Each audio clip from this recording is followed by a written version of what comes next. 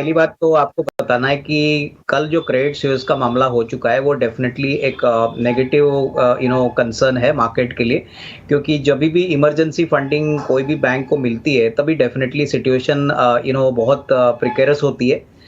इसका main reason वही है कि जिस प्रकार से इंटरेस्ट रेट्स यूएस में बढ़े हैं, उसका इम्पैक्ट बॉन्ड यील्ड्स पे हो चुका है और काफ़ी बड़े बैंक्स यूएस में अभी भी बड़े एम टू एम लॉसेस पे बैठे हैं। तो जो आने वाला फेड का मीटिंग रहेगा अभिषेक, वो बहुत इंपॉर्टेंट रहेगा हमारे हिसाब से। तो पहले तो जो 50 बेसिस पॉइंट हाइक की बातें चल रही थी, अभी तो बिल्कुल न्यूट्रल स्टैंस की बातें चल रही है। और इसके अलावा अगर फेड गवर्नर पोवेल साहब अगर इंटरेस्ट कट्स की बातें करते हैं और थोड़ा सा पॉज की बात करते हैं करीबन 6-8 महीने के लिए, तो ही मुझे लग रहा है कि एक बड़ी रैली आपको यूएस मार्केट्स में देखने को मिलेगी।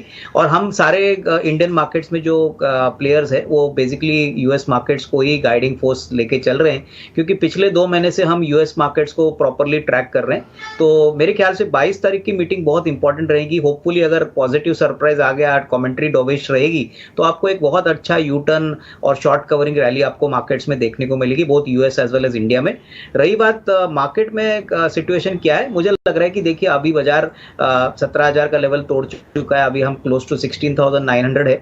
मुझे लग रहा है कि कहीं ना कहीं अभी वैल्यू इमर्ज हो रही है। तो बॉटम कहाँ पे होगा वो कहना बहुत मुश्किल है, लेकिन मैं समझता हूं कि अभी थोड़ा सा पैसा डिप्लॉय करना चाहिए, क्योंकि वैल्यूएशंस बहुत अट्रैक्टिव बने हैं। मुझे लग रहा है कि अच्छी क्वालिटी कंपनीज आपको अच्छे प्राइसेस पे मिल रही है, तो थोड़ा सा निवेश जरूर बनता है। आपके पास अगर 100 रुपया है तो करीबन 20-25 रुपया तो आपको अभी लगाना चाहिए, क्योंकि मार्केट किस प्रकार से और स्लाइड होगा वो कहना मुश्किल है। लेकिन इस टाइम पे अगर आप इस डाउन साइड को अगर थोड़ा सा कैपिटलाइज करना चाहते हैं, तो पोर्टफोलियो बनाने का ये बेहतरीन मौका है। इंडिया बहुत स्ट्रांग इकोनॉमी है, ट्रेड डेफिसिट भी काफी अच्छा रहेगा अगर क्रूड के कीमतें जैसे आप बता रहे थे कि काफी नरम हो चुके हैं। तो मेरे ख्याल से इंडिया की इकोनॉमी वेल पोजीशनड है।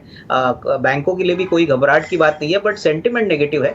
तो सेंटिमेंट नेगेटिव होने से फंडामेंटल्स बदलते नहीं है। तो डेफिनेटली इसको एक अपॉर्चुनिटी के पॉइंट ऑफ व्यू से थोड़ा सा निमलिंग तो आपको करना चाहिए, ताकि कोई भी रिटेल इन्वेस्टर अभी अगर उतरता है तो मुझे लग रहा है कि जब बाउंस आएगा तभी अच्छी खासी risk reward not only medium term में बट शॉर्ट टर्म में भी मिल सकते हैं। तो I would be little contrarian, but selectively, और वो भी थोड़ा सा एलोकेशन अभी करूंगा और थोड़ा इंतजार करूंगा। अगर बाजार और गिरता है तो थोड़ी और एलोकेशन हम बढ़ाने की बात करेंगे।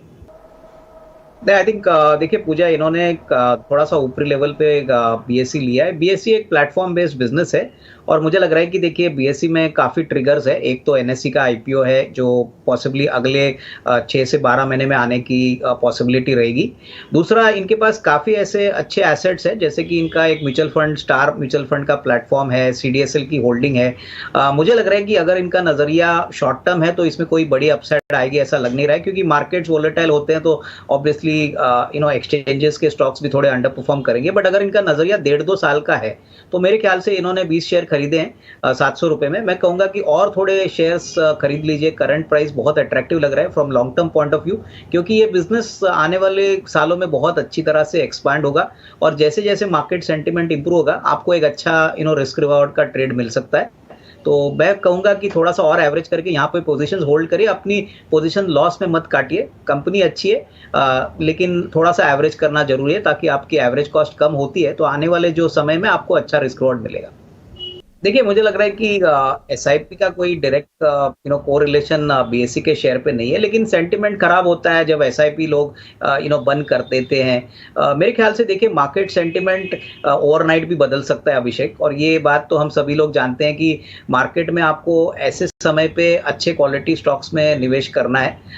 काफ़ी ऐसे रिटेल इन्वेस्टर्स हैं जो ऊपरी लेवल पे स्टॉक्स खरीदते हैं और बाद में फ्रस्ट्रेट होकर लॉस में निकलते हैं। तो आपको थोड़ा सा पेशेंस और कन्विक्शन चाहिए। बिजनेस अगर अच्छा है, अगर बिजनेस मॉडल अच्छा है, तो कहीं ना कहीं डेफिनेटली आपको आने वाले समय में पैसा बनेगा। तो मुझे नहीं लगता है कि इससे कोई चिंता की बात है। आई थिंक एसआईपी का जो रोड मैप है इंडिया में वो बहुत तगड़ा है, इसमें कोई बड़ी रुकावट तो आएगी नहीं। बट हाँ, there will be some day months where थोड़ा बहुत अंडर परफॉर्मेंस आपको देखने को मिलेगा। तो आई थिंक लॉन्ग टर्म के लिए ऐसी बिजनेसेस को आपको पकड़ना चाहिए। टाइम फ्रेम थोड़ा लंबा रखिए, क्योंकि देखिए 2023 एक बहुत बड़ा चैलेंजिंग ईयर रहेगा, आसानी से पैसे नहीं बनेंगे। तो आपको थोड़ा सा टाइम और पेशेंस और कन्विक्शन डाल के लंबी अवधि के लिए ही इन्वेस्ट करना चाहिए। देखिए अभिषेक, पहली बात तो इन्होंने बहुत अच्छी कंपनी बाय कर दी है। कंपनी बेसिकली फार्मा सेक्टर को ग्लास लाइंड रिएक्टर्स बनाती है, जो काफी स्पेशलाइज्ड प्रोडक्ट होता है। कंपनी की ऑर्डर बुक भी अच्छी है और कंपनी की नॉट ओनली इंडिया की बिजनेस में एंटिटी है, बट इनफैक्ट इन्होंने एक ओवरसीज सब्सिडरी भी खरीदी है जो ओवरसीज मार्केट्स को भी केटर करती है। तो मेरे ख्याल से जो बिजनेस मॉडल है इनका वो बहुत स्ट्रांग है, ऑर्डर बुक भी बहुत स्ट्रांग है, और मुझे लग रहा है कि तीसरे तिमाही के नंबर्स भी जो आगे थे वो काफी अच्छे थे। इनफैक्ट मैनेजमेंट की कमेंट्री भी काफी अच्छी थी।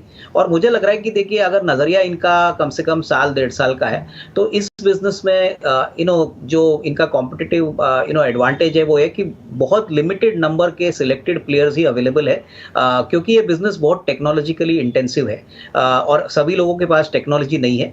तो मैं समझता हूँ कि फार्मा सेक्टर में जिस प्रकार का इनके पास क्लाइंटल है, कैपेक्स प्रोग्राम्स कंपनीज ने अनाउंस किए, इसका फायदा कंपनी को जरूर मिलेगा। तो इनको डरना नहीं चाहिए। मेरे ख्याल से अगर ये चाहे तो थोड़ा सा और भी एवरेज कर सकते हैं। नजरिया कम से कम साल 1.5 साल का रखिए। मुझे लग रहा है कि इस स्टॉक में थोड़ी लिक्विडिटी कम है, बट डेफिनेटली फंडामेंटल्स काफी स्ट्रांग है, और इससे डेफिनेटली आने वाले साल 1.5 साल में अच्छा खासा रिस्क रिवॉर्ड बनेगा। तो कंटिन्यू टू होल्ड, यही रहेगी। कि आपने सही कहा कि बंधन बैंक का शेयर ने बहुत ही सिग्निफिकेंटली अंडर परफॉर्म किया है, और निवेशक ने जो भाव पे शेयर लिया है, मेरे ख्याल से देखिए इस भाव को वापस आने के लिए काफी समय लगेगा। तो मेरे ख्याल से अगर इनका नजरिया इवन 1-2 साल भी है, तो भी आई थिंक इस प्राइस को आने के लिए थोड़ा एक चैलेंज रहेगा बंधन बैंक को, क्योंकि देखिए इनका बिजनेस मॉडल तो काफी अच्छा है। माइक्रो फाइनेंस में ये काफी बड़े प्लेयर है। अभी इन्होंने ग्रुप फाइनेंस लिया था, तो वो भी मर्ज हो चुका है। बट कहीं ना कहीं मार्केट अभी भी थोड़ा सा इनके एसेट क्वालिटी को लेके थोड़ा सा चिंता प्रकट कर रही है। दूसरे बैंक्स को हम कंपेयर करें तो मुझे लग रहा है कि कहीं ना कहीं वहां पे परफॉर्मेंस बंधन बैंक से काफी अच्छा है। तो मुझे लग रहा है कि देखिए फुल फ्लेज बैंक्स अच्छे वैल्यूएशंस पे मिल रहे हैं। अगर आप सरकारी बैंक्स की बात करें तो कैनरा बैंक काफी अच्छे वैल्यूएशन पे चल रहा है। अगर प्राइवेट सेक्टर की बात करें तो आईसीआईसीआई बैंक, एक्सिस बैंक अच्छा चल रहा है। तो मेरे ख्याल से इनको इनसे बंधन बैंक से निकल जाना चाहिए। मुझे नहीं लगता कोई बड़ी अपसाइड इनको मिलेगी। इनको पेशेंस के लिए दाद देना चाहिए, लेकिन अनफॉर्चुनेटली देखिए मार्केट इमोशंस पे चलता नहीं है, मार्केट डेटा पे चलता है। तो मेरे ख्याल से अगर ये स्विच करते हैं तो इनको अच्छी खासी कमाई मिलेगी। तो अगर ये चाहे तो इवन आईडीएफसी फर्स्ट भी देख सकते हैं, जो करीबन 55 रुपया 56 रुपया का रेट चल रहा है। तो यहाँ पे मुझे लग रहा है कि earnings visibility is much better than बंधन बैंक। तो ये स्विच करेंगे तो मुझे लगता है कि जो भी लॉस इन्होंने किया है उसकी भरपाई अगले साल 1.5 साल तक ये कर सकते हैं। तो मेरी तरफ से ये स्विच होगा, बंधन बैंक से निकल जाइए और आइदर आईडीएफसी फर्स्ट या कैनरा बैंक या टिपिकली आईसीआईसीआई बैंक, ये विकल्प अवेलेबल है, यहाँ पे निवेश करें। बिल्कुल अभिषेक, देखिए मुझे लग रहा है कि जिस प्रकार का परफॉर्मेंस बैंक ने Q3 में दिया था, जिस प्रकार की मैनेजमेंट कमेंट्री कंपनी के मैनेजमेंट ने बताई थी, इससे तो यही लगता है कि चौथा क्वार्टर भी काफी स्ट्रांग आएगा। मेरे ख्याल से देखिए बैंकिंग में सेंटिमेंट नेगेटिव है अभी भी। काफी लोग ये एक्सपेक्ट कर रहे हैं कि ज्यादा यूएस में बैंकरप्सी बैंक्स में होगी तो इसका असर इंडियन बैंक्स के भी होगा।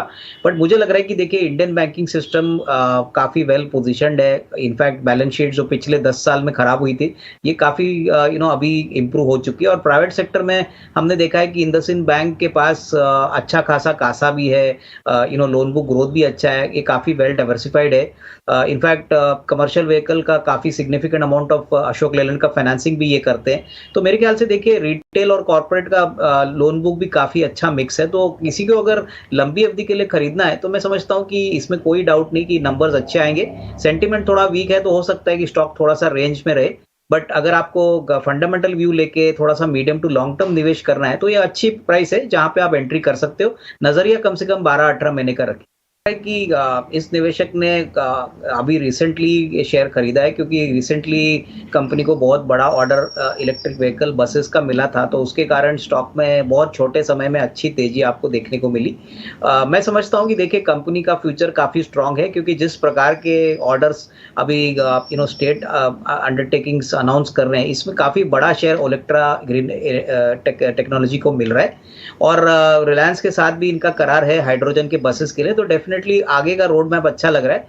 बट डेफिनेटली अभी जो शेयर गिरा है वो ज़्यादातर प्रॉफिट बुकिंग के कारण गिरा है। मुझे लग रहा है कि देखिए अगर नज़रिया 1.5-2 साल का है, तो मेरे ख्याल से यहाँ पे ये निवेशित रह सकते हैं। अच्छा खासा पैसा और रिस्क रिवॉर्ड बनेगा, but only thing is time frame थोड़ा लंबा रखिए, क्योंकि शॉर्ट टर्म में ये प्रॉफिट बुकिंग का जो इश्यू है वो चलता रहेगा। अगर आपका 1.5-2 साल का टाइम फ्रेम है तो ही आपको अच्छी रिस्क रिवॉर्ड यहाँ पे मिलेगी। देखिए अभिषेक, मुझे लग रहा है कि 2200 का लेवल के बाद एक अच्छा बाउंस आपको रिलायंस में देखने को मिला है। मेरे ख्याल से देखिए शॉर्ट टर्म में कोई बड़ा ट्रिगर दिखता नहीं है। टेलीकॉम बिजनेस में भी हमको लग रहा है कि पूरी तरह से अभी 5G रोल आउट नहीं हुआ है।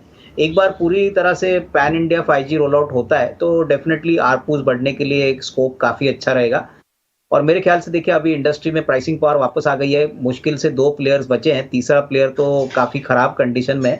रही बात रिटेल की लिए, तो रिटेल पोस्ट कोविड के बाद काफ़ी अच्छी तरह से ग्रो कर रहा है। हालांकि इन्फ्लेशन का झटका तो इनको लगा है, बट मेरे ख्याल से फिर भी ये बड़े प्लेयर है। मेरे ख्याल से इनके पास सस्टेनेबिलिटी के लिए काफ़ी कैश कुशन है। और ऑयल एंड गैस के बिजनेस में जैसे अभी क्रूड के प्राइसेस कम हो गए हैं, तो इनके भी ग्रॉस रिफाइनिंग मार्जिन्स इंप्रूव होने की काफ़ी अच्छी पॉसिबिलिटी। तो मुझे लग रहा है कि देखिए इन्वेस्टर्स को थोड़ा सा लंबा सोचना चाहिए।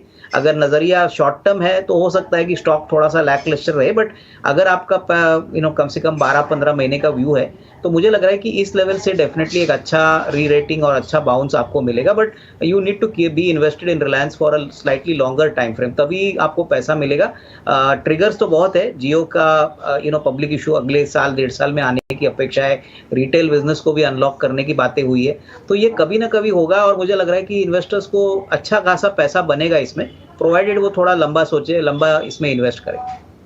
गिरता है तो सबसे बड़ा बेनिफिशियरी तो ऑयल मार्केटिंग कंपनीज रहेगी, जहां पे आपने आज अच्छा बाउंस देखा है। दूसरा सेक्टर पेंट रहेगा, उसके बाद कार्बन ब्लैक रहेगा। कार्बन ब्लैक में भी क्रूड का काफी बड़ा योगदान होता है। उसके बाद लुब्रिकेंट कंपनियां हैं। लुब्रिकेंट कंपनीज में भी जो बेस ऑयल बनता है वो क्रूड ऑयल का डेरिवेटिव होता है। तो कैस्ट्रॉल, गल्फ ऑयल, उसके बाद सविता ऑयल जैसी कंपनीज है, उनको भी काफी बेनिफिट मिलेगा, क्योंकि क्रूड का भाव अगर गिरता है तो इनका रॉ मटेरियल का कॉस्ट कम हो जाता है। दूसरे जो स्पेशलिटी केमिकल कंपनियां हैं, वहां पे भी हमको लग रहा है कि अच्छी खासी रिडक्शन आने की उम्मीद है, जैसे कि मनाली पेट्रो केमिकल्स है जो बेसिकली इंपोर्ट सब्स्टिट्यूट बनाते हैं। दूसरी मुझे लग रहा है कि जो एफएमसीजी कंपनीज है, वहां पे भी थोड़ा बहुत क्रूड का कंजम्पशन होता है, जैसे कि बजाज कंज्यूमर केयर है जो आलमंड जी। ऑयल बनाता है, वहां पे भी वो बेनिफिट करता है। तो कहीं ना कहीं देखिए ये सस्टेनेबल होना चाहिए, ये सबसे बड़ी बात है। लुब्रिकेंट्स में गल्फ ऑयल एक अच्छा विकल्प है। जी। दूसरा मुझे लग रहा है कि एशियन पेंट्स पेंट सेक्टर में एक दिग्गज प्लेयर है। तो ये 2 शेयर्स में मुझे लग रहा है कि इवन करंट लेवल पे कोई खरीदना चाहे तो अच्छा खासा रिस्क रिवॉर्ड आएगा, क्योंकि ठीक है। इनके लिए क्रूड कंजम्पशन काफी बड़ा है।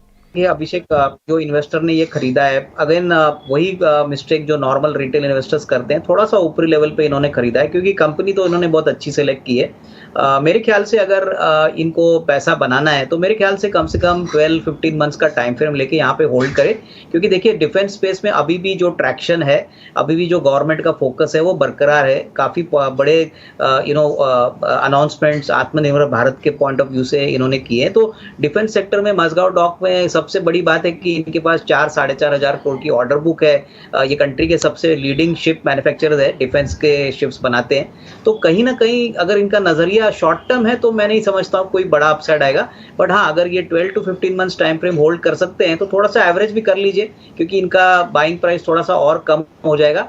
और कंपनी अच्छी है, बिजनेस अच्छा है, तो टाइम फ्रेम थोड़ा लंबा रखेंगे तो मुझे लग रहा है कि रिस्क रिवॉर्ड डेफिनेटली इनको मिलेगा। बट थोड़ा सा पेशेंस और थोड़ा सा टाइम फ्रेम लंबा रखना जरूरी रहेगा।